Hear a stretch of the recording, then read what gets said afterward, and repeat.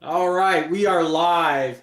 Hey, everybody, this is Gary from Constricted and Addicted, and we have an awesome panel of people here today. We've got Vanessa Costanza from USARK. We've Hello. got we've got Nicole Tisdale from Lady Tiz Exotics. Everybody. We've got Earl Jones from Lone Star Reptiles. And we've got Aubrey Pruitt from A&B Exotics. And I'd like to, hey, just take a second to thank everybody for joining this. And I think this is what we need in this community. We really need some promotion of USARK and how important it is to our community to have USARK available to everybody. And the first question I'm going to throw out is at Vanessa and is, what is your role in USARK? My role at USARK is pretty much a little bit of everything now. So I started volunteering with USARK about 2 years ago, and I just kind of showed up at a show and told Phil I was going to continue to show up. So I continued to show up until we figured out what I was going to do. And in the long run, I pretty much do a little bit of everything. So I mail out all the shirts for all of our members. We also have them online now. You can buy them online. So I mail out all those shirts. I help at every single NARBC show, every super show, the Phoenix Reptile Expo, as well as Daytona. And then my newest show is going to be Sacramento. So I'll be out there. I help with the auctions, collecting auction items, and just overall showing everybody what USARK really is. So my official title now is Administrative Director. And there's no like role to it really, honestly. I just kind of jump in where I'm needed and get things done because that's just the type of person I am. So, and I love it. We appreciate it. And I'm going to say, right, like this is, I've reached out to USARK a couple times over the couple of years that I've been a member. You're the first person that I really got a connected response to. And as a member, I really appreciate that. You know, I would support USARK regardless, but when you've got that person that you can talk to, that makes it all the better. It really does. Yeah. No, I'm happy for that. Like when people message me and stuff, I'm happy to answer questions. I'm happy to be there for you. I'm happy to help you with anything you want for USARK or needed support. Like that's what I'm there for. So. Great. Hey, so this is going to be a roundtable, and this question is going to go to everybody, and give us some examples of what we do for USARK personally. And Nicole, I'm going to throw that question at you. Yep. So for me personally, I try to tap into a demographic that is just not aware of USARK, and that's the millennials. Although I'm almost 50, I have this part of the personality that still can tap into that particular demographic. And I think that in order for USARK to grow, it's not the people who've been keeping 30 plus years, because I think that we remember so many challenges with just trying to keep pet stores open back in the day. I can recall one of my favorite pet stores being shut down in Marley Station Mall in Maryland in 1992. And that is where most of the people in the area got a lot of their snakes from. And they actually imported, believe it or not, at that particular time, a lot of ball pythons. So you would see a bunch of normals. And then when people who actually bred them, they actually came up with some fruitful, clutches out of those snakes. So when that was shut down, and then I remember when boa constrictors was a big deal for us. And USARK for me in the 80s and the 90s, I never heard of it. I didn't start hearing of USARK until the late 2000s, to be honest. And once I got wind of it, though, I'm like, okay, what is this? And for a long time, I thought it was actually a part of the United States government. And then once you get to learn about it and learn more and more about it, for me, I'm like, why isn't it? Like, I know it's not a part of the government, but what I would like for us to see is to make it more inviting for us as reptile keepers to be a part of those conversations before they become public. And in order to do that, I truly believe that you have to have a connection with the legislating committees in your state or in the area of the country that you're in. I'm right here by Washington, D.C. So for me, it's important to keep the name public on all of my platforms, on all of my podcasts, on all of my videos, everything that I do. Gary, you reached out to me randomly, I think about 2 years ago, to do a video with you. We didn't know each other. My answer was like, yes, like you just said USARK. And I'm just just so full of making sure that we're doing what we're supposed to do to communicate professionally, but also we don't want to be political, but it is political. Anytime that you hear that USARK or Phil or Vanessa or anyone is fighting any law or legislation, it is now political. So it's already political. And a lot of people don't want to get involved in politics. Don't. But become a member, because Phil apparently is doing it very, very well, and others who are supporting USARK. But if you become a member, it looks just like anything else that you do. When you were in high school, there was so many committees you got on. You only got money funded through your high school from the committees that had numbers. And it's the same thing for USARK. So it just means everything to us as reptile keepers. And to what Gary said, when you ask the question, why not? My personal opinion, if you own an animal, you should be a member. I wish it was kind of like you had to be a member in order to get an animal. You had to show your ID that you are a member of USARK to get a membership to own an animal in the United States. That's what I wish to see at some point. And I think that we will find with that connection, we will get more responsible keepers. Awesome. Thank you, Nicole. I want to say hello to everybody that's jumping in. I see all the hellos. I just want to make sure it's acknowledged. Thank you guys for joining us. Aubrey, I'm going to ask you the same question. What personally are you doing for USARK? The entire thing is really about just general awareness. I think that's our biggest obstacle. Like Lady Tiss mentioned, it's as simple as every time you make a post on a public platform, it needs to hashtag USARK. I have done a couple of fundraisers that raised a decent amount of money. I've also, as a breeder, I've made a commitment that, and it's on my Morph Market account, that if you want to buy an animal from me, you have to be a USARK member. And I'm not forcing you to go out and spend your own money. That's going to come out of my end of it. If you aren't a member, I'm going to buy you at least a base level membership if you buy an animal from me. That's a commitment I made a while back. But believe it or not, most of the people that have bought animals from me are already USARK members. But there have been quite a few accounts that I purchased a membership for. But it's just general awareness. That's our biggest obstacle. The whole USARK platform it unfortunately ends up being a rally call to every time there's a legislation pop up. And we all rally together really well, but then when everything settles down, if we win, if we get the injunction, if we do, everybody sits back and gets comfortable. And I really do think the biggest problem is just not staying on top of keeping it in the forefront of everybody's minds. Like, we have to figure out a way to keep it on everybody's mind constantly, because the opposition isn't sleeping. They're gonna keep coming. They're gonna keep trying new tactics. And if they get shut down, they've got nearly unlimited funding, and they're just going to come back at a different angle. So with my posts, I just try and constantly beat the drum and keep USARK on the forefront of people's minds. Awesome. How about you, Earl? Actually, I do I donate. Other than get tattooed, what do you do? I donate quite a bit to USARK. I do a lot of big ticket items in the auction, stuff like that. But more than anything, I'm down here fighting. I'm in different cities. I am the voice of USARK here in Texas. I'm working with a city right now that has a no constrictor rule, and that's a bunch of crap. You know, we'll get it changed. We'll get it, to where it's the large constrictors in that city. And even that's crap, but we know we're not going to win that fight. That was the whole reason for the no constrictor rule. But nobody's even mentioned on this yet. And we need to look at USARK Florida as well, because USARK Florida is the epicenter of everything we've got going on. When they have an issue in Florida, it's going to hit every state. We just had one here in Texas. Phil called me before it even went out and asked me what the laws were. I have every law on animals on my computer. If it has anything to do with Parks and Wildlife, it's on my computer. Every time they update anything, it immediately comes to me.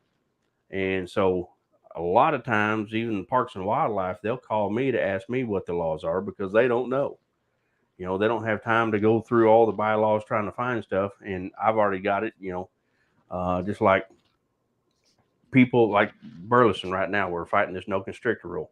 I was talking to somebody in California about 2 weeks ago, and he's keeping different animals. We're not going to go into what he keeps, but I said, do you know what the city ordinance is where you live? And he said, no. I said, you need to know that before you keep anything. And I think that's one of the biggest problems. You know, like Texas, we had a police officer lied to the committee. I mean, bald-faced lied and said, if you buy a permit from Walmart for $29.95, you're exempt from any city and county ordinances. That is not the case. City and county it trumps what the state is every single time. And it's unfortunate people don't understand this. You know, USARK it's there to help fight for our rights for responsible keepers, not for everybody. And that needs to be understood very well. The people that are out there doing it wrong, we're not trying to help you. You know, you're what's causing us problems. You know, and if it wasn't for the cobras getting loose, I mean, this guy that started this deal in Texas, that was all because of a cobra that got loose here in Texas. And, you know, this guy is keeping venomous snakes in a place where you're not supposed to have them. But stuff like that, I mean, I have venomous and my city says no venomous. All right. But I was grandfathered in. I wrote the ordinance for the city I live in. I'm a member of the city council here. I'm actually running for city manager in a couple months. And, you know, I'm going to make sure we don't have any problems here anymore. But no, my role is just, you know, when people call and ask questions, I'm here for you at any given time. I want to stress the fact that we need memberships. Donations are great, guys. I mean, it's awesome. But memberships, when I heard how many members USARK has, I about fell over. It is ridiculous. When we walk in these legislators meetings and stuff like that, and we say we're 10,000 strong, we look like a bunch of school kids. We need to have millions strong. Let these people know that we're serious. You know, and the memberships, you know, $49 a year. Come on, man, or $40 a year, whatever it is. Anybody can afford $40 a year. You spend more than that in Starbucks a month. And you get a shirt for that $40 too. There you go. And I know what Right. shirts cost to make. So, you know, I mean, I don't ever get my shirts, but, you know.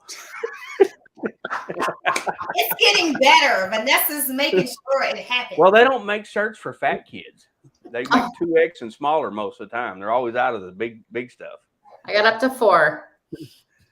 I actually had that conversation with Vanessa just the other day. Yep. And And we have a new design coming out soon too. Awesome.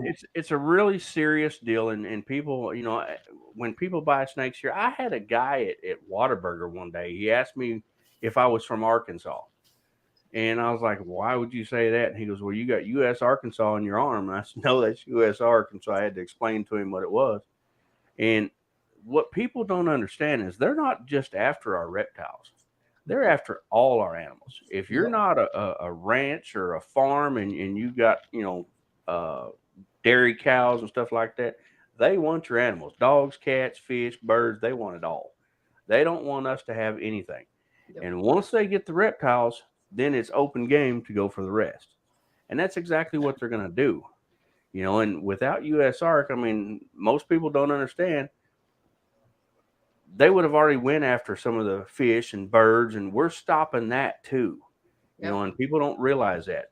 But this man, after I explained to him what it was and explained to him what I do for a living, he wanted to come over and take a look. And I mean, this guy's like 70 years old.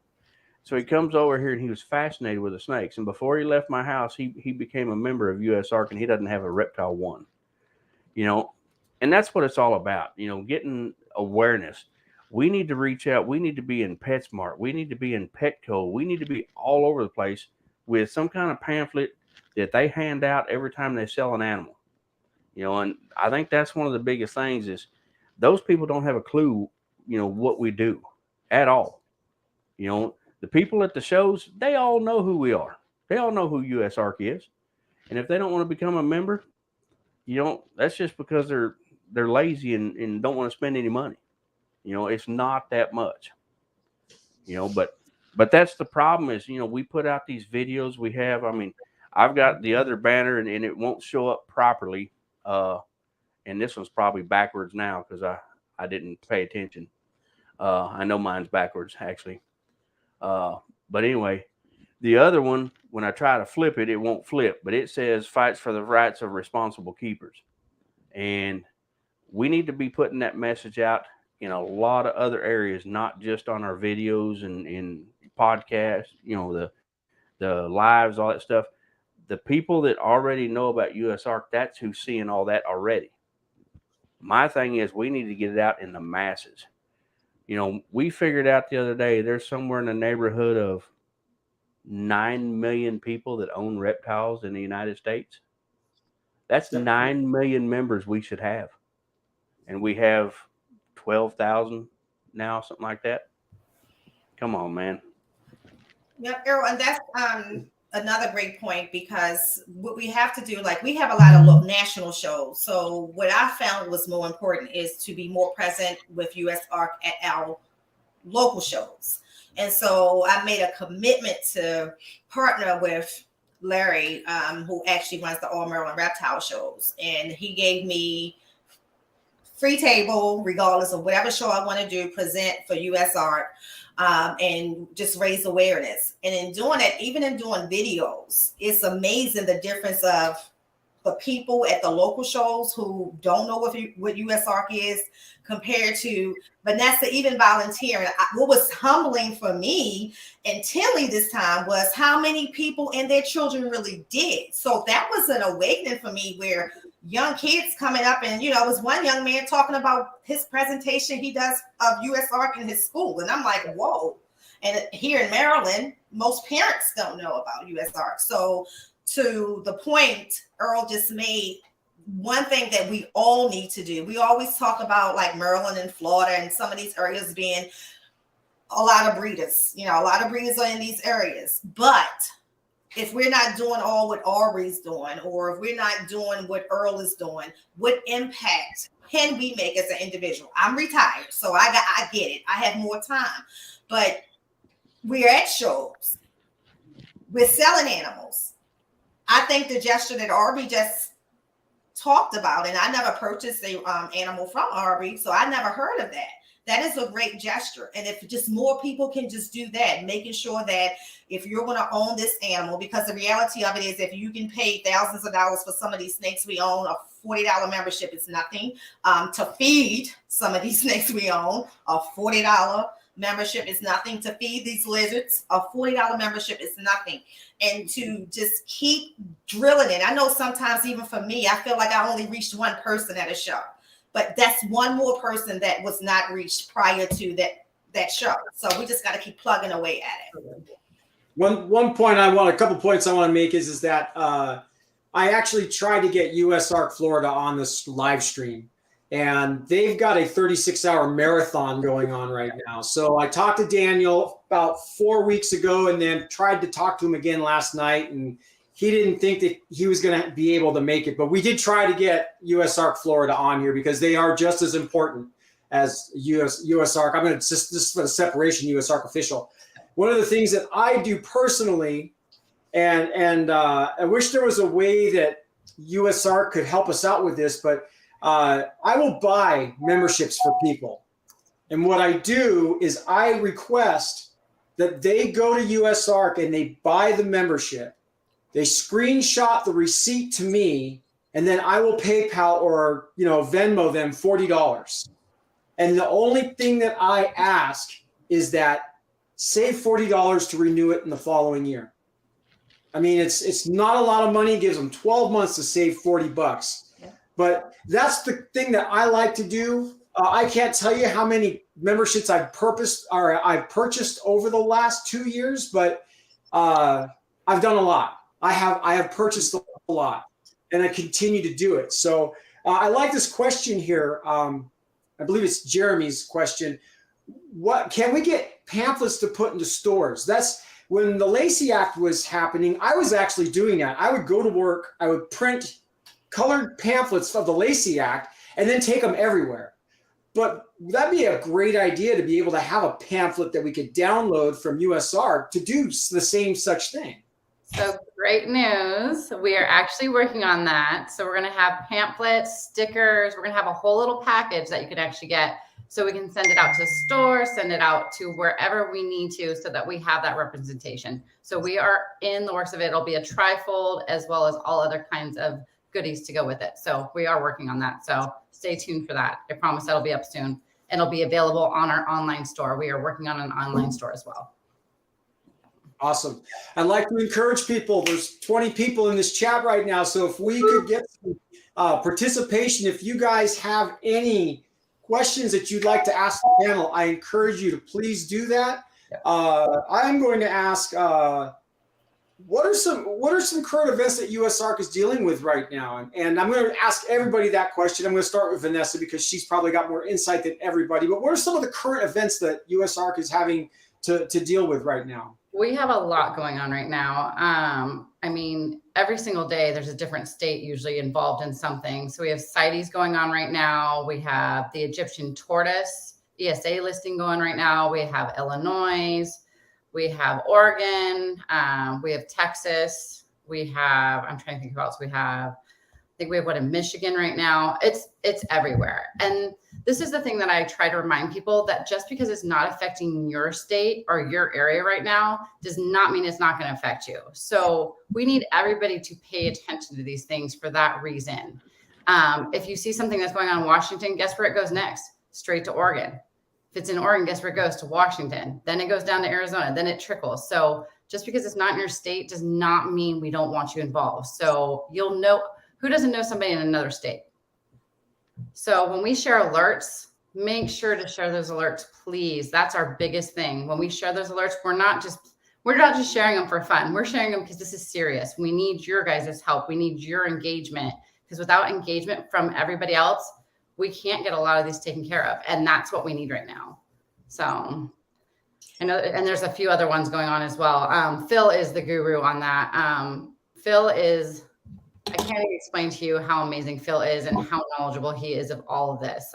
He's actually teaching me that side a lot more. I'm more the social, like, let's go do this, let's spread the word stuff. So I'm starting to learn the politics side, so, which is amazing. I went to Washington for a ban and was able to get 2,500 signatures on the petition with the help of others at that show. And it was just amazing how much we got everybody engaged at that show. So, and it's things like that that we need. How about you, Aubrey? You want to add anything to that? I actually have a personal question, or a little more clarification for Vanessa, if you have it, on the whole.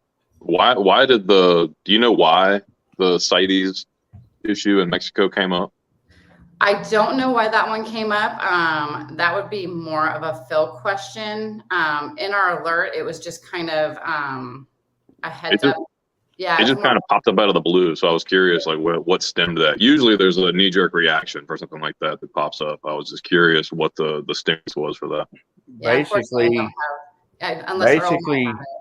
basically what it is other countries are tired of messing with the CITES. They're trying to do away with it. And in time, it looks like, they're going to try to do away with it everywhere. They want to redo something. But Mexico and the United States, they don't want to add the same animals. They don't want to do this. They don't want to do that, and so they're fighting against it. This was Mexico that did this, right. And I think a lot of it may stem from everything going over to Mexico here recently, because 3 years ago I couldn't get animals into Mexico, and and all of a sudden it became really easy because of McGill and Justin, everybody spending a lot of money getting it, underway. But that's a fair point for sure. With all the flood of animals going in there, I think Mexico just wanted to put a stop to it.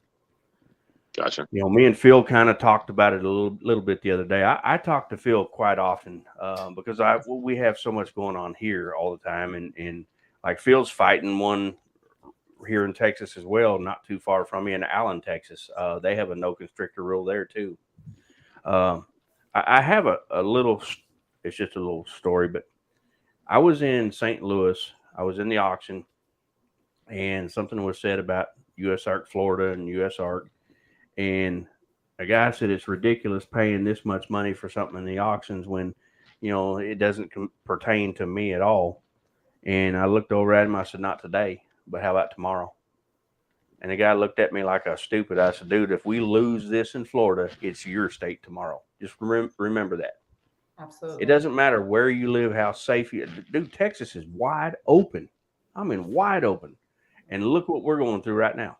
They're trying to take our venomous away. They're trying, and I mean, fortunately for us, it's not going to happen. But there's a few things that, like, I have been stating for 3 years on videos and podcasts and lives, and nobody wanted to listen to what I had to say. If we self-regulate everything we do, we don't put out stupid videos. We don't put out these bite videos all the time. Free-handing venomous snakes. You will matter of fact, I had a venomous series. I already had 9 videos shot. I wasn't touching an animal. They were sitting on a table. I'm standing behind it with hooks, speaking about that animal. And we had 9 videos in that series already recorded, and I deleted every one of them. I decided I wasn't going to release anything venomous. And I had people in the UK begging me to do that series, because they can only live through us. They're not allowed to have any of that stuff. So they live the venomous through us. And it was an awesome series. But I chose not to do the venomous at all, just due to the fact that with everything we're trying to fight, I just felt like it was the wrong thing to put out there. Secondly, my channel is kid friendly, and I don't want to put anything out there that kids are going to say, well, Earl does it, so why can't I? So I backed away from it. Yeah. But when this guy said that, it just, man, it was like, it's like a slap in the face. Everything we're trying to do here, everything we're trying to accomplish, you just slap us for it. And what you don't understand is it's your state next. I promise. Prime example of that is the tegu ban in North Carolina. We don't have any problems with loose tegus here. It's just not a thing. But it happened in Florida. It worked its way up through Georgia and South Carolina, and then guess what? A year and a half, 2 years later, it's North Carolina. Yep. And now certain species of tegu are banned here for, just because nobody wanted to band together and take it seriously. Well, the problem is tegus are a nuisance. I love tegus. Of course. I keep tegus. Absolutely. But they are a nuisance. They tear up everything. They'll eat anything. I mean, literally. And I understand it to an extent. But at the same time, had we regulated ourselves, we could have stopped a lot of this. And that's to your point right there. Self-regulation is a lot. And these people just don't want to do it. I mean, I hate throwing names out there. I love Tyler Nolan to death, man. He's a good dude. But in the reptile industry, dude, he sucks. He is killing us. People like him. It just really sucks. You got Tom Crutchfield that doesn't put stuff out there. He keeps everything, and then Tyler goes over there and gets bit by a king cobra on video, because he's freehanding it. What's that doing to us? It just justifies everything the government's after. Yeah. Hey, Nicole, I'm sorry. I was going to bring Nicole into this because to give her an opportunity to speak on this as well. I mean, I agree. I just had a conversation on another podcast about self-policing, but I do understand the opposition on that. I'm a person again, age makes me okay with laws. Age makes me okay with some type of guidance. The new world don't care for all of that. And so I know that to reach the demographic that we need to reach, giving it more structure and laws may not be the answer. But what frustrates me more than anything is to see people inappropriately handle any animal on live TV or on Facebook, on social media.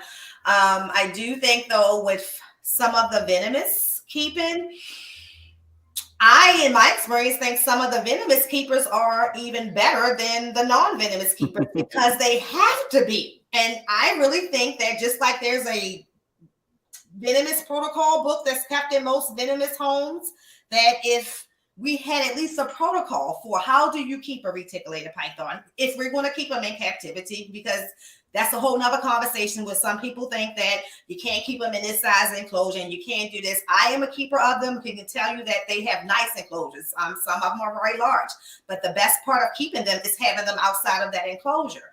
And everybody can't do that. And it's not the same animal if everybody can't do that. And that's just the fact. So how do we find that happy median so that breeders can continue to breed and sell these animals to people who are qualified? Because I think that's something else that has to be self-police as breeders. When we're selling a snake that's going to potentially be 20 feet, 16 feet, 14 feet, do the person buying that snake even know that? I have seen transactions that had no conversation at some of these local shows. And so I just think that we have to do better. It's enough of us. It's enough of Earls. There's enough of Aubreys, Vanessas, and Garys in this hobby. The problem is when we show up.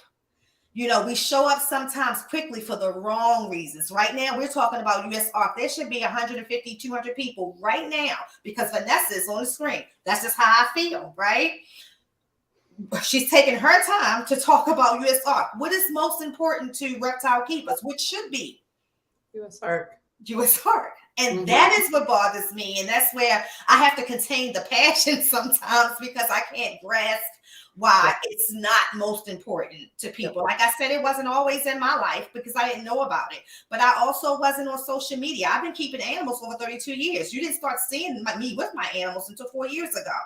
And if I'm going to be visual with these animals and proud of them, I should be proud to be a member of USARK. And I just don't understand why that ties in together. I just don't. It's hard. I don't think it's that people don't know. They just aren't aware yet. It's just like when somebody walks into a store and says, I want a bearded dragon, and they just haven't been educated on it yet. So a lot of it's the education, but you also have to keep in mind that there's only a few people that are truly, I guess, not volunteers. Like we have volunteers, but truly actual employees of USARK. And it takes a lot for a few people to spread the word to millions of people. And that's where we need people to help come in and help us with that. Because without all of you guys, then we don't get that chance to spread the word. We're at the shows and everything else, which there are vendors that still don't know about USARK. So I make sure that I let them know what USARK is and what we're doing and all of that. But again, it's just education and knowing that it's not like some crazy politic type thing. It's literally here to fight for your rights to keep reptiles in your homes. Like that's what we do. Right. So, and yeah, different level too. It's not just about the reptiles. correct. And we've seen in recent laws and things that are taking place that it doesn't just affect the reptiles. And USARK isn't saying, well, we're just going to protect the reptiles, the fish and everything else can fend for itself. USARK's fighting for everything. Because correct. that's like Earl said, you start picking at one. Yep. You're going to start getting everything else that follows with it, which is first of all, I want everybody to take a shot at define responsible reptile keeper. I'll go first. To me, responsible reptile keeping is just, first of all, why do you want this animal? Find out what is the passion and desire of keeping that animal. Then once you have that animal, are you keeping it properly? Do you have the capacity to keep it properly for the rest of their lives? That's one of the questions when it comes to large constrictors that people have to ask themselves. A retic coming to you at 4 months old is this size, they're not big animals yet, but they become big animals very, very quickly. Can you feed them? So making sure that you can provide, nurture, give the health card that you need to give your animals, just like you do with your children. What would you need to do to protect your children politically in this world? Are you down for whatever when it comes to your animal? What may be, and this is something that I love to hear Tom Crutchfield say, when he actually say that, the needs of the keeper has to be lesser than the needs of the cat. Greater than the needs of the cat. And you want to make sure that you are doing the best for your animals all the time. And when you know that there's these legislations out there, the bite videos, why do we want to see, we know snakes bite. But it's not that common. I can tell you that I've only been bit one time by a snake in 32 years. It's not that common. Why do we have to show this? If it's for educational purposes, there's enough stuff that's out there already on national TV that can show you how to protect yourself or what to do if a snake bites. But to just show it, to just glorify it is damaging to the community. So a responsible owner would never do this. You've never seen any of my retics eat. As much as I'm on social media, go look, you will never see it. No one needs to understand. They know they eat rabbits. We feed them rabbits. You know, most of them eat rabbits. They digest them after about 10 to 14 days and push it out, and they eat again in another week or two. That's what happens. Why do I have to demonstrate that? If I buy a snake from Aubrey and I need to know what to feed and how to feed it, he can show me that on the phone. Everything I learned about a reticulated python, as far as the exceptional things I needed to know, was through the breeder, on the phone, through FaceTime. He didn't have to get on TV or anything like that to show me what happens if this happens, especially if it's going to be detrimental to the hobby. So we have to be clear about our input and our output, making sure that what we show publicly, now granted things happen privately, but what we show publicly, everything don't have to be seen. We have to filter some of that, and we have to be present. Right now, we talk about Florida. I always say, why aren't all the breeders at these meetings? When USARK Florida are having these meetings, we're not having a presentation there. We know that there's most breeders right now today are in Florida, many of them. Band together like we do for the shows, walk into there and make a presentation for the animals that you love to breed. And that's what responsible keeping means to me. You have to be from the entrance to the exit of the life of that animal. You have to be 100% committed like you are your child. And that's just on period for me. I'm going to interrupt real quick. The future of this hobby is in this chat right now. My little 12-year-old granddaughter joined in. So I just had to share that because that's what this is about. Yep. We are bringing this to the new generation. Yep. We have to show them what responsible reptile keeping is. Aubrey, what's responsible reptile keeping to you? In my head, that's pretty much what I was thinking. Aside from the basic necessities for the animals, whether you go the extra mile, whether you just as long as your animals are healthy and getting everything they need, beyond that, education is the most important thing to be a responsible keeper. Any customer needs to know the good and the bad. Like everybody focuses on the good, nobody wants to talk about the bad. How hard it is to take care of a large group of reticulated pythons. It's not easy. Everybody thinks it's a pipe dream and all that kind of stuff, and it's incredibly rewarding. But at the same time, people need to know that it's a lot of stress involved with taking care of a lot of animals like that. Constant portrayal of proper handling and maintenance techniques, feeding techniques, all that kind of stuff. I agree with Nikki. There's never an acceptable time to post any type of videos for feedings or anything like that. You can talk about it. You can even discuss bite protocol and all that kind of stuff. It needs to be discussed. Like if there's a really bad bite, how's somebody going to know to handle the situation unless they've discussed it with somebody that's more experienced in that arena? But there's no need, and there's just no excuse to post a bloody bite pic ever on a public forum. It just doesn't help anything. It's the awareness is important, but it can be verbalized. Like you said, it can be done through private message, private text. Like going on a public platform with 14,000 members and posting a funny video that you have blood all over your enclosure. Because we all know that most bites look way worse than they actually are. But the problem is that people that don't keep snakes don't know that. That's just doesn't work that way. But it looks horrible. Even a simple bite can look absolutely incredibly bad. Like just look terrible. But then you clean it up, but nobody shows that. Nobody shows the after picture of the bite. It's all the glamour of the extra likes and the hits on their page because of it.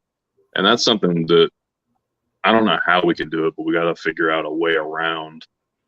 The problem with all the public streaming and everything is if you really want to make it big in the hobby as a YouTuber and that kind of stuff, you have to touch non-reptile people.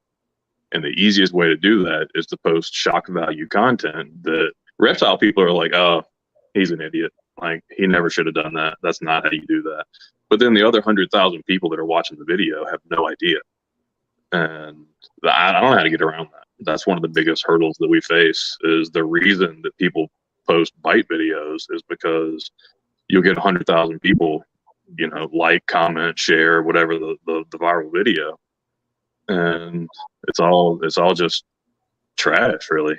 But that's the only way to grab that large scale audience, and I don't know how we can get around that whole thing. That's important for if anybody's got any ideas. But like Earl said, it's really just policing our own. Like, don't share those videos. Don't, like, it's all too common. Somebody shares a link to a bite video and they're like, oh, I can't believe this idiot's doing this to the hobby and that kind of stuff. But you literally just shared it and got it another 10,000 views. And it's it all starts within. We gotta keep it within and stick to our guns on that kind of stuff. You hit that right on the nail. You really did. Earl, how about you?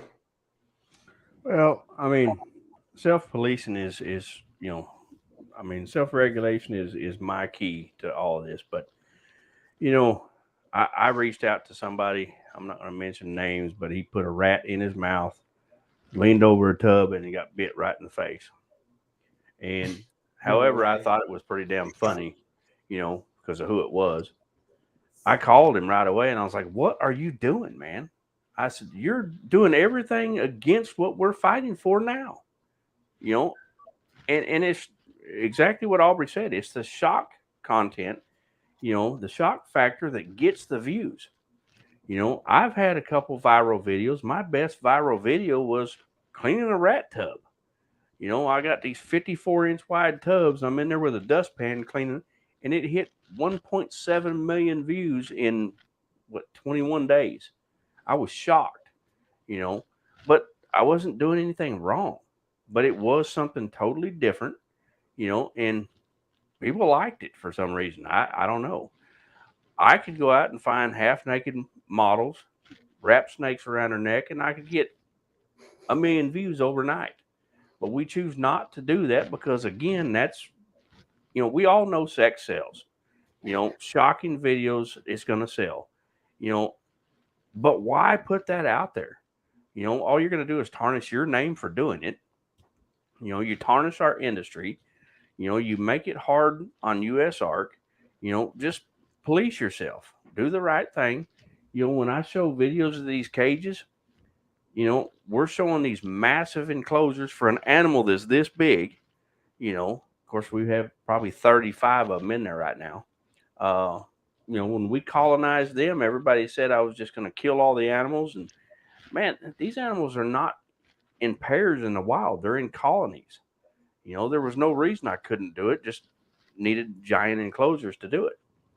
And showing stuff like that is showing people how you can do things the right way, you know, and, you know, make these big, beautiful enclosures. Dude, I come in here every morning. I'm in here 2.5 hours, spraying cages down, pulling out dead leaves. I mean, everything's live plants in here.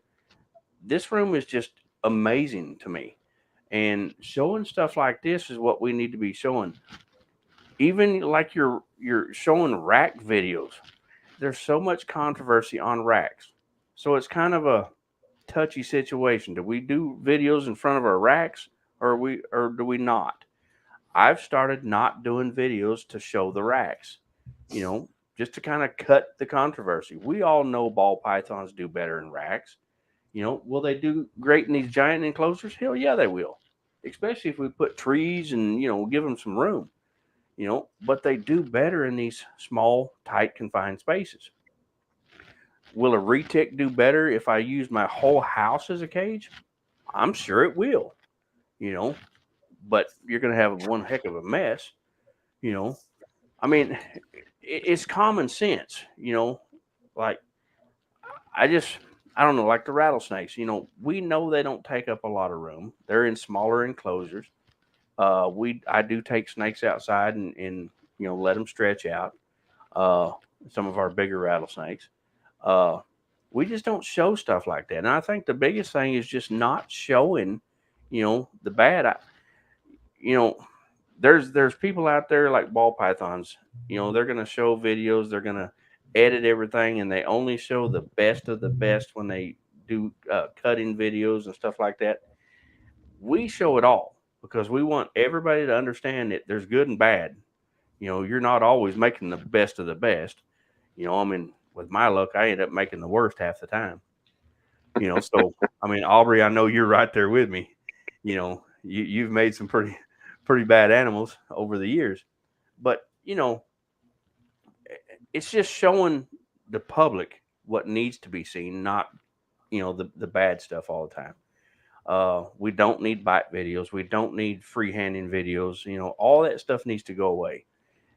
If you concentrated on the better side of what we do all the time, it wouldn't give the government so much ammunition to come after us. This guy in Arlington or Grand Prairie, wherever it was, keeping cobras in unlocked cages. He has gaboon vipers in unlocked cages. You're not going to find a single venomous cage in my house that's unlocked. The only time it's unlocked is when I'm taking that animal out. Period. They will never be unlocked. But we don't even show that room on video. It's not necessary for everybody to see what we do. I've been working with venomous for 38 years now. That's where I started, is in venomous. And I love these animals. Do I get them out and play with them? Hell yeah, I do. Not on camera. Nobody will ever see that. Even if, Aubrey, if you come to my house, you're not going to see me pull out a snake. It's just not going to happen. There's no reason to it. You know what? I'm not going to hand it to you and let you play with it. Now a Gila monster, I'll pull it out and hand it to you and you can play with a Gila monster. But, these Gila monsters are like puppy dogs. But it's just not necessary to put all that stuff out there. That particular video I was talking about when he got bit in the face, I'm telling you, I laughed my butt off. I really did, because that is the stupidest thing I'd ever seen in my life. You're going to hold her. First off, it's a frozen thawed rat. How nasty is that, putting that in your mouth to start with? And then lean over a cage to get the snake to take it out of your mouth. Come on.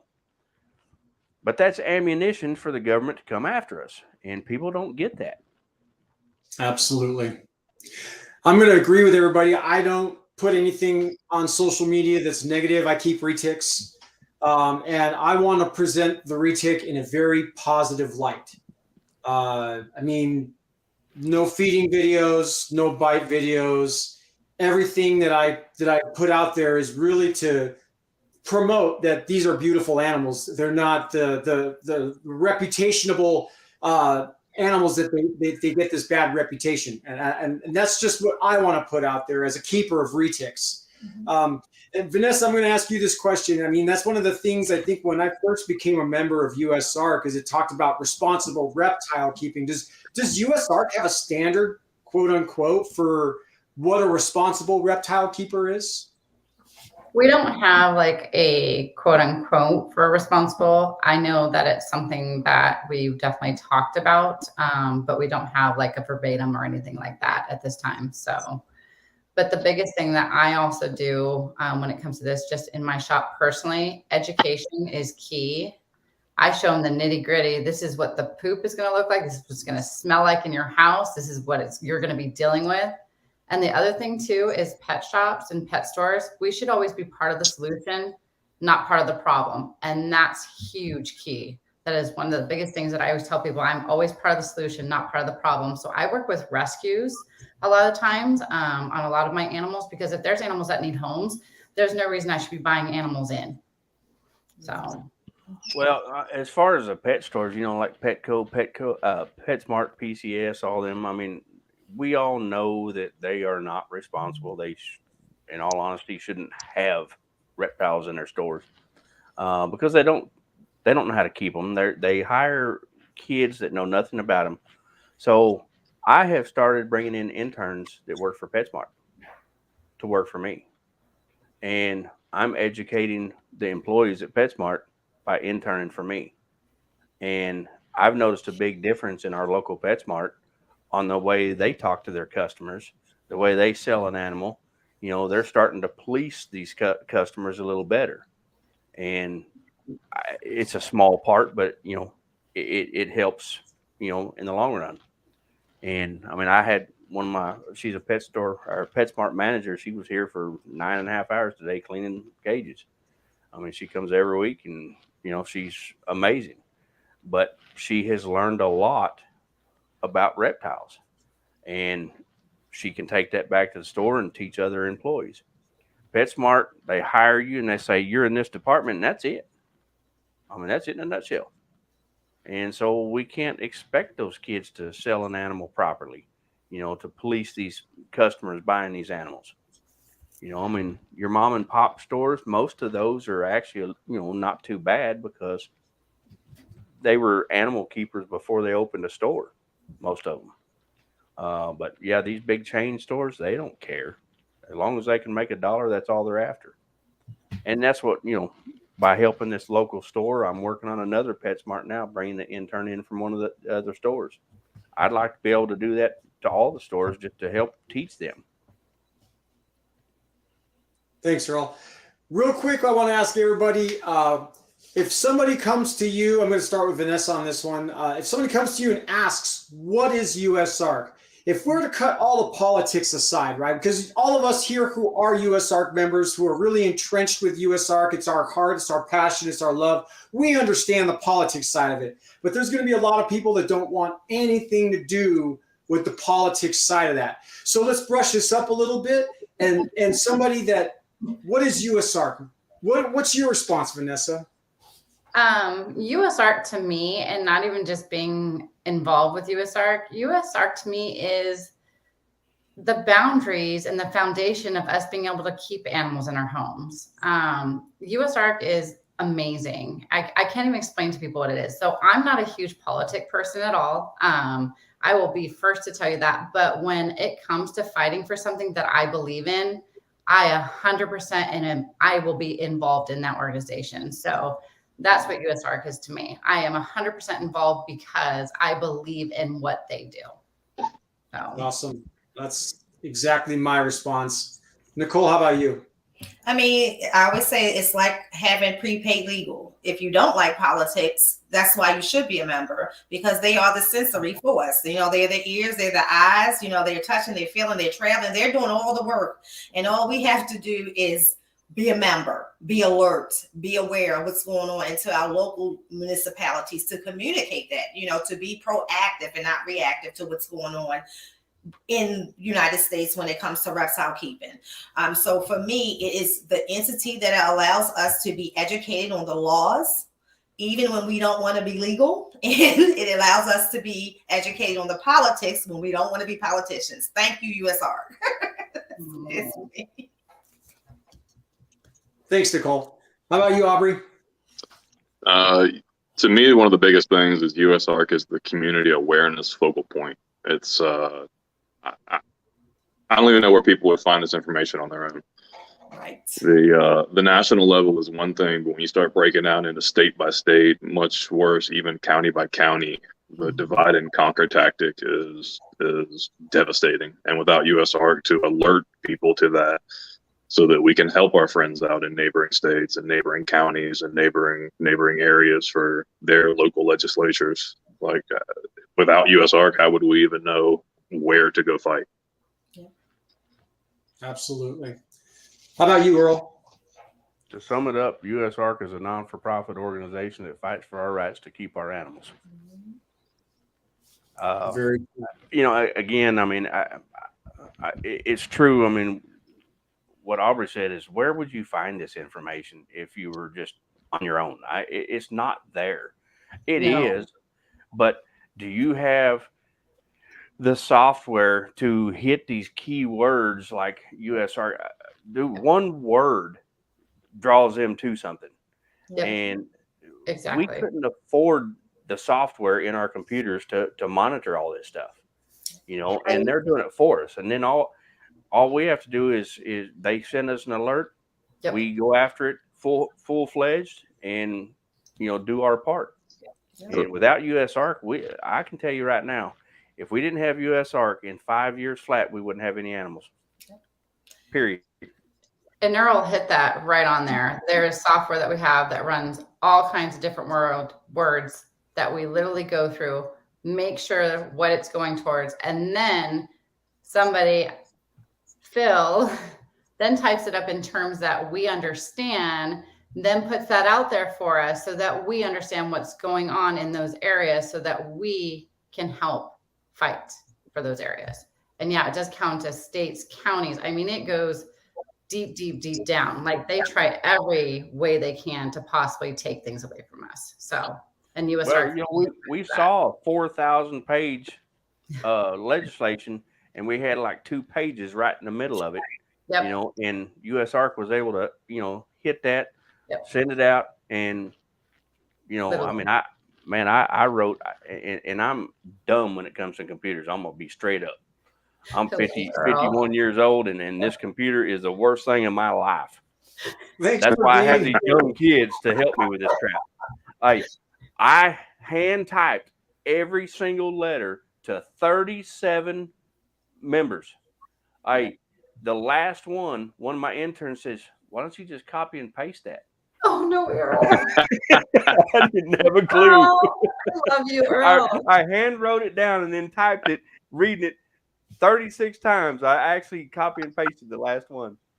Wow. But that's your dedication, and that is amazing. And if we got more people to be more dedicated, then just think how strong we could be as a community. Just think how strong we could be. Vanessa, and here's something to think about. Go ahead, Gary. Sorry, I'm going to jump in real quick and say, think about this, and this goes to everybody in the chat as well, is when was the last time, and especially in a day and age where news, I don't watch the news, but you sit down, you watch the news, and all of a sudden there's this news report about they want to take reptile rights away from your community. When was the last time you saw that as a news headline? You don't see it. But that's why we need USARK, because USARK finds that stuff for us and they bring that information to us. Not only do they bring that information to us, they give us all the steps, literally less than 5 minutes, and you could have completed everything that you as a member need to do to help your state out. Correct. They're not going to put that on the frontline news because then we'd have a chance to fight it. That's the last thing they want. Yeah. Like they don't want us to know. No. Exactly. Yep. Vanessa, I think one of the questions that I get a lot is, well, where does all the money go? Right? Can you explain to the people that there's not all the money?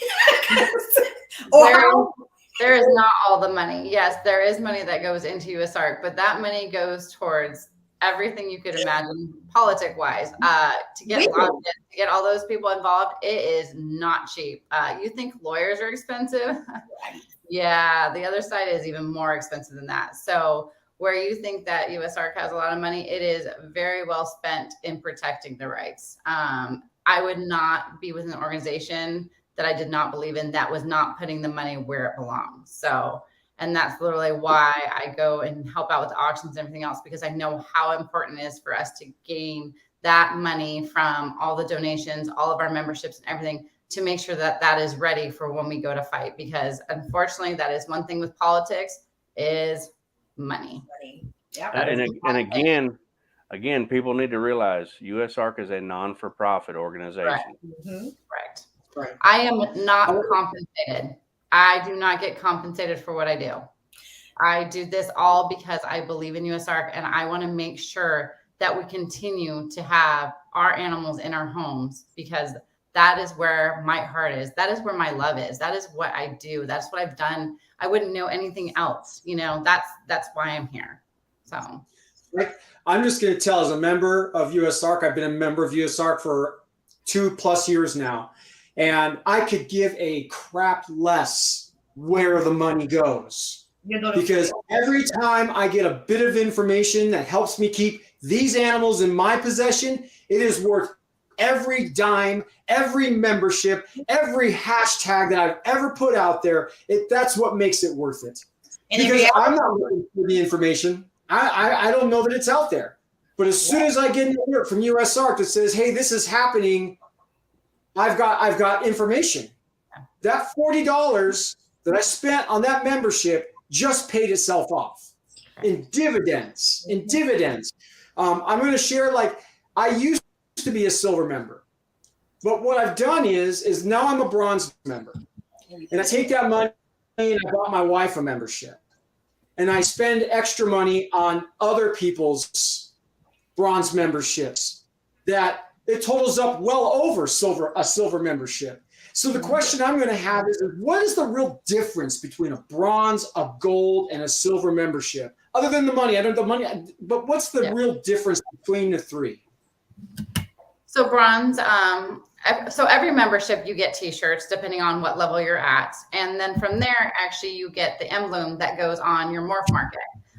So silver, you'll get the silver, gold, you'll get the gold, and then platinum, you get the platinum. But everybody gets the newsletter, everybody gets shirts. It's all just where you want to be when it comes to USARK, in all honesty. So yeah. So where would you classify that one? That's a dedication. That's a lifetime member. That's the heart right there of USARK, right there on your arm. We love you. USARK. I mean, I think my response to that is always, in like you said, if you ever had to get an attorney, my $250 is gone in 15 minutes. So the fact that Phil is, first of all, I learned that he was an attorney. So this is the biggest thing for me. So I'm like, well, aren't you an attorney? He almost laughed in my face. No. But to think that this man commits himself to reading all of that. He does. Even when y'all dummy it down for me, like I go to the part, that one little paragraph that is most important to let me know where we are with this particular law or legislation. It's a lot to read. And the fact that someone else is doing this for us, they're actually interpreting it for us and breaking it down to the lowest terms for us to understand it as keepers, that's priceless. And if you have one animal, if you have 200 animals, that's priceless. I can tell you that if you took my very first ball python out of here, it wouldn't feel no different if you come in here and take all the animals that I have at the same time. They are all valuable. And I would just love to see that if we can, because I love the private pet stores. Because I think that typically the owners of private pet stores are so passionate about the animals because they get them in a lot of ways. And some of them, like Vanessa said, are rescues that they save before they even attempt to sell. So they're more into it to make sure that that customer knows what they get into. I think that we have to find a way to get the other pet stores, and what Earl is doing is absolutely awesome. But of course, everybody wouldn't be able to do that. But if we had the pamphlets, or if there was something on the websites that we can just go to as members, you know, because maybe that makes it feel valuable, that if we could print things out and literally have them to take to the local stores, schools, or whatever we're doing, that would be helpful too, of getting it more out to the people. And if that takes extra, like, you know, money, because again, that's going to cost to have USARK printing things. It's going to cost more money. Like, what can we do for those of us who do care, you know, a little bit more? Just let us know, Vanessa, how we can support you in raising those funds to get those things done too. You got it. Absolutely. Absolutely. How about you, Aubrey? You want to put 2 cents in on that? I want to veer off just a little bit, if you don't mind. Similar subject, but something that I run into. Obviously, everybody knows I run in the large constrictor community primarily, water monitors, but mostly large constrictors. One of the biggest opposition points that I see in USARK in general is people that are like, "Well, why didn't USARK do anything to get the large constrictors removed from the interstate travel stuff?" You know, we got the injunction to where we can ship animals interstate, but they want to have them removed completely, and they don't want to support USARK because that never happened. I'm sure Vanessa understands this as well as anybody, but I just want to put out the point is it really boils down to the money. The amount of money that it would take to actually formally put through the court of laws necessary to make that happen would be astronomical budgeting. And with 12,000 active members in USARK, where's that money coming from? It's just not there. You're talking about a baseline of hundreds of thousands of dollars just to start that ball rolling. And it's not a valid argument. Like, people need to stop with that and realize that if we don't band together, we're going to lose all of these animals. Well, you know, Very well I've had a said. lot of people come at me, you know, years ago, USARK wasn't what it is today. I mean, Phil has made the biggest difference in the world in USARK. The guy that was over USARK before, I'm not going to sit here and say I knew the guy. I've heard a lot of stories, and it was bad. And a lot of people, you know, they still see USARK as that. And it's like, guys, have you not been paying attention? That was 10 years ago, just so you know, because Phil has been doing this for 10 years now. And, you know, I mean, they weren't doing much to help us at that time. I don't know what was going on. Again, I don't know the guy. I have a really good relationship with Phil. And if I didn't feel that Phil was doing the right job, I wouldn't support USARK the way I do. To put this on my body means something to me. You know, I firmly believe in USARK, or I would have never done that. You know, and it's crazy. I mean, you can't look back 10 years ago and not see the difference in what USARK has done and what USARK has accomplished for us. You know, I mean, look at the laws that we have fought and won. You know, just like this legislation that come up for Texas. I can't tell you how many phone calls I got the minute that came. And I told Phil the night he called me and asked me what the state laws were. I said, as soon as you type this up and release it, my phone's going to go bananas. And sure enough, for the next week, I mean, I was answering calls and it's like every one of you that are calling me are doing something illegal at this point. You know, you have a permit from Texas, so you just think that, you know, you can just do whatever. And that's not the case. And every state's the same. And I think this is what people don't understand. The state law means nothing when you have county and city, you know, laws. The state is one thing, but the counties and cities will always oversee that, you know, and people are not understanding that. You know, go out, find out what your city ordinance is before you bring in that retic, before you bring in that Asian water monitor. You know, understand what the laws are in the cities and counties you live in. You know, go down to the city council and you know, talk to them. You know, I went down, it took me 2 months and I rewrote the ordinance here. We had an ordinance where you can only have 5 animals of any type. You know, I have 900 animals here. You know, I have to have a permit for that, but okay, I'll spend another $50 a year to have a permit for that. I get to keep my animals. You know, the cool thing for me was I was very good friends with the city manager at the time, and he told me to bring anything and everything in because he didn't know there was a city ordinance. And then when we had a problem, I would be grandfathered in. Well, that's really not the case when the ordinance was already there. Well, it was written in 1948. You know, come on, man. Times have changed. And that's what we're dealing with, you know, in these local cities around us. But people don't understand that. You can, any one of you, call somebody around you and find out if they know what the city ordinance is where they're at. And I guarantee you 90% of them say no. They don't have a clue. And that's on us. That's another one that's self-regulation. We need to see what's going on around us. We need to understand it and then start working with these animals. Don't bring in crocodiles and alligators when you don't know what the ordinances are, you know? I mean, I can almost guarantee in the state of Texas, pretty much every city in the state of Texas is no venomous and no crocodiles. I've been all over the place looking at it. You know, Arizona's pretty wide open with indigenous venomous. But when you start bringing in non-indigenous stuff, it gets a little screwy, you know, but people need to see that. And they don't go out and look for that information. And then you have some of these states, such as where I am, Maryland, Pennsylvania, have totally different laws. But a lot of our shows are in Pennsylvania. So you see people who go and buy alligators, and you're like, well, you can't have that in Maryland. You can't drive that back home. But they think it's okay because they had Hamburg and they're buying it here in Pennsylvania. No, you still cannot take it back to Maryland. You know, but Maryland, you can get permits for alligators. So I know that we could at one point. So I can tell you in PG, well, I'm in PG County. No. So after I think it was 1989, you could have them freely up until 1989. And then you could start to have permits. So there are people who own them, but I can't go to Hamburg today unless I, had a permit back then and bring it back in here. There are some exceptions for educational purposes, but that's not what I would be doing with, an alligator.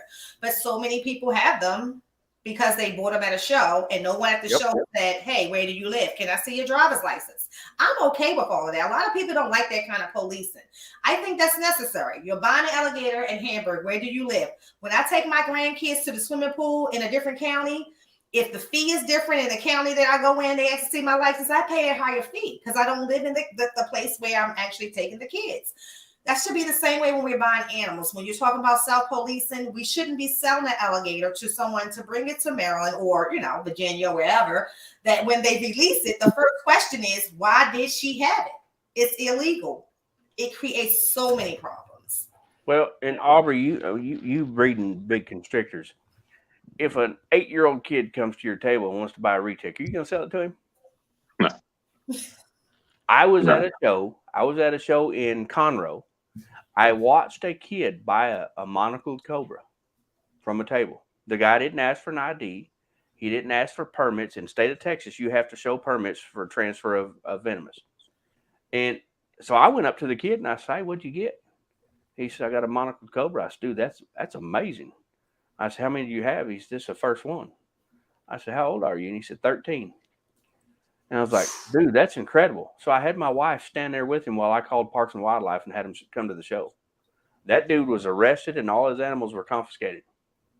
That's what I'm talking about self-policing. That's a child. Why would you sell that animal to that kid? Right. If his parents are there, I'll sell the animal to his parents. I still won't put it in that kid's hand. I won't take. We did a gun show, and this is air guns now. And a kid come up to the table and wanted to buy. It looks like an AR, and it's a full auto air rifle. And he wanted to buy it, and I was like, "You're not 18, dude. I can't sell it to you." He said, "Well, my grandpa's right there." I said, "Well, your grandpa can come buy it." So his grandpa comes over there, and he said, "Are you sure that's the gun you want?" And he said, "Yeah." He said, "Well, pay the man." And I said, "I can't take money from that kid." I said, "Dude, there's a camera right there watching everything we do anyway." I said, "That's a child. I will not take money from that child." It's the same thing with these animals. These animals can kill people. None of these animals in here could, but that tegu outside could hurt a child. I promise you. My tegu, definitely. Actually, I prefer to deal with the Asian water monitor over the tegus. Like tegus pick them on the wrong day and the wrong time. Well, mine are all wild caught, so they're mean. All right, everybody, we are at an hour over this. So what I want to do is just kind of do a real quick introduce yourself. Where can we find you? How long have you been a member of USARK? And some final thoughts. Vanessa, I'd like to start with you. I'm Vanessa, USARK. You can reach me. I mean, most people reach out to me on my personal, so Vanessa Costanzo on Instagram. But seriously, if you guys need anything for USARK, my email is vanessa@usark.org. But send me a message anywhere you need to, and you can find me, and I'm happy to answer any questions you have. And if I don't have the answers, I will get you the answers because that's what I love to do. So. And she's extremely accessible, and I appreciate that. Thank you. I try to make myself as accessible as I can. So I'm here if you guys need me. And thank you for this tonight. This is amazing. I appreciate it. We appreciate it as USARK too. Thank you. Thank you very much. Nicole, how about you? Well, wait a minute. Final thoughts on USARK. Do you have any final thoughts? Join USARK, please. It is $40 a year, and I am happy to mail you a shirt. I'm going to buy another one just for that. I'll probably see the shirt because I've never got one yet. So the exciting news too is our new shirt that's coming out, and we should have it within a month or so, is actually designed by Adeline, who is one of my biggest fans right now. I love her, absolutely love her. And it's a Galapagos tortoise. Oh, wow. I think a lot of people were asking for that, wasn't it? And the tortoise girl was like, guess what's coming next? We just need to get these shirts in bright orange now. Oh yeah, right, bright orange. Okay, you know what? I will think about that one for you. Think. How about you, Nicole? How do we find you? How long have you been a member of USARK? And give me some final thoughts. So it's been about 5 years now. So 2023 should be 5 years. That I know of, but 2023 should be 5 years. My final thoughts are just like you said, become a member. We need everyone who is active in social media to make sure that you don't, even if you don't say it, that you tag your photo, to remind people to become a member of USARK. I will always be very vocal about it. It's something that I'm passionate about because I do understand that for me, and I say this all the time, you take my animals, you create somebody who's no longer stable. They are truly what makes me grind every single day, inside and outside. They feed my soul, my passion. You ask my husband, he thinks they need it. They are my mental stability. And I just don't ever want to, especially having large constrictors, be a person who, such as in Florida, I feel horrible. I said that all day. USARK Florida, I hate that they can't have retics and burns, But do I get the challenges? Yes. But what can we do differently to make the challenges better? So on Instagram, you can find me Lady Tiz Exotics, YouTube, Lady Tiz Exotics, and I do 2 podcasts, Reptiles and Cocktails, where I normally interview a breeder or someone who is up and coming in the reptile community or someone who's just passionate about reptiles, as we are. And USARK is always a discussion in those conversations. And then we have kind of like a fun kickoff to Monday mornings with DW Exotics, the snake art, and we do a podcast on Monday mornings as well. And that typically just kind of gets the week started. We pick other subjects, might not necessarily be just reptile related, but just other subjects that's related to reptile keeping or the work-life balance in reptile keeping. Awesome. Thank you so much. And I tell you what, you've done a couple of videos for me. And one of the things I took away from you a while back is I get to come home to my own little jungle. Yes, that was always a dream. It just gives me goosebumps every time I even think about it. So I thank you so much for that. That's been true for me ever since you said that. Yeah. How about you, Aubrey? I am Aubrey from A&B Exotics. The B stands for Brittany, my wife. She hasn't been much on camera time lately, but she's a huge part of what we do. You can find us on Facebook through A&B Exotics or Instagram. We're taking Instagram a little more seriously the past couple of years. It's a.b.exotics official. We're primarily reticulated python breeders. That's where we specialize. We've been doing that for the better part of 20-something years.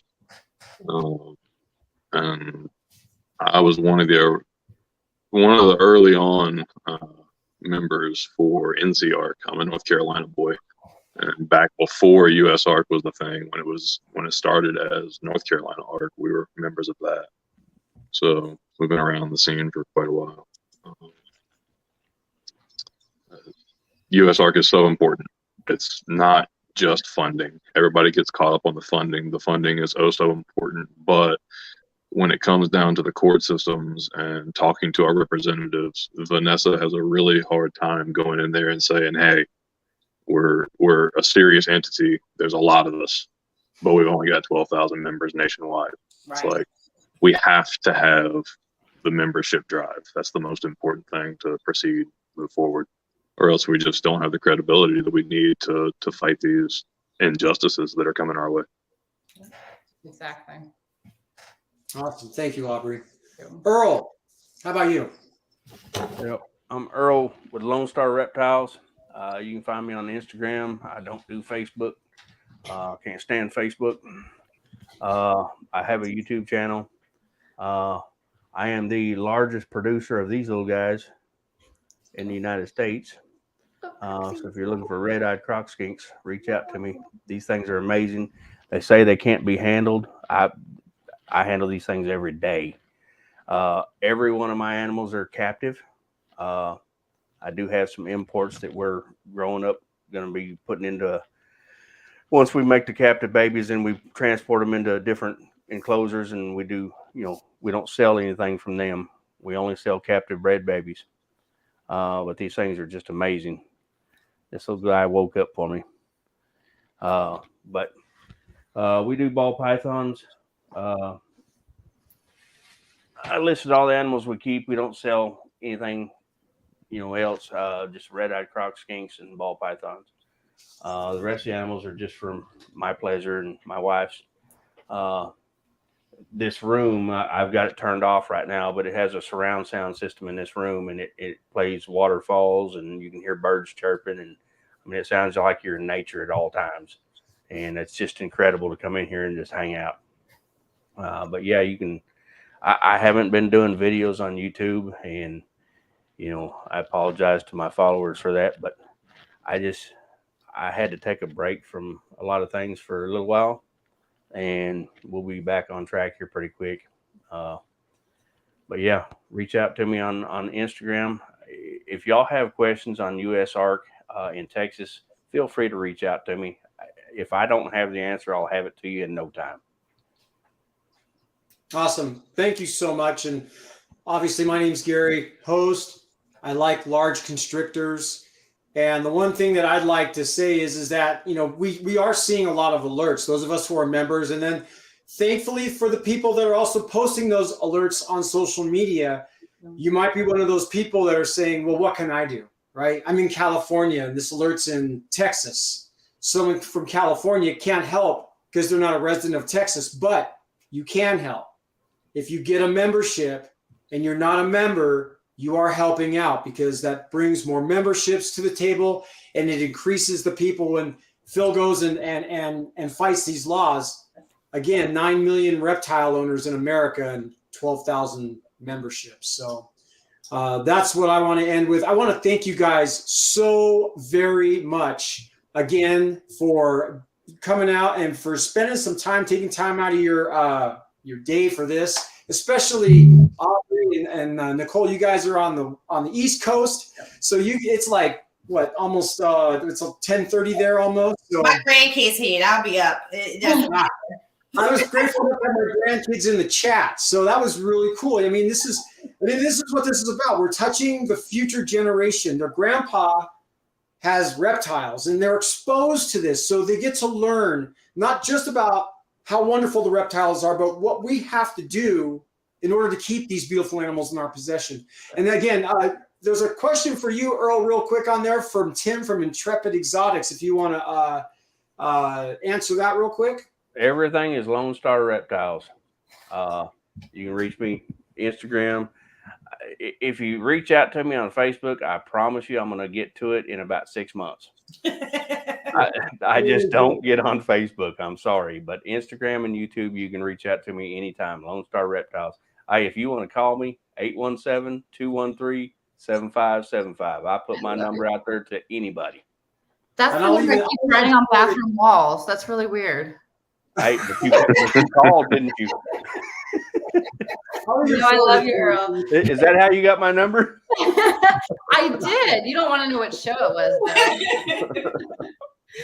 Speaking of YouTube, I apologize. USARK does now have an official YouTube page. It's USARK_official.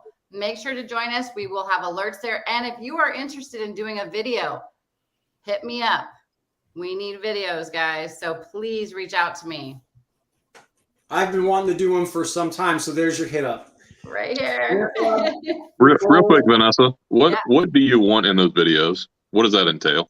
I actually have a whole thing written up for it too that I'll send you in the Dropbox information, but pretty much why you support USARK. What is USARK to you? So we need people to just tell us, what does USARK do for you and why we need USARK. So yeah, I have a whole script for it and everything, but yeah, we're looking for people to do videos. So send me a message and I'll get you guys all set up on that as well. Awesome. Thank you. Thank you guys. I want to thank you guys again so much for taking time to do this and help support, promote awareness for USARK. Everybody that joined the chat, I'm going to say, please like this video. I don't care if you subscribe to my channel. I don't care nothing about this, but just like this video. That helps get the algorithms up. That helps get this video out there and hopefully into the hands of people that need to see it. So you guys, thanks again. I want to, say thank you and good night to everybody. Thank you, Gary. Right. Good seeing you again, Vanessa. Thanks, Aubrey. Always, Earl. Good night, everybody. Good night. Night.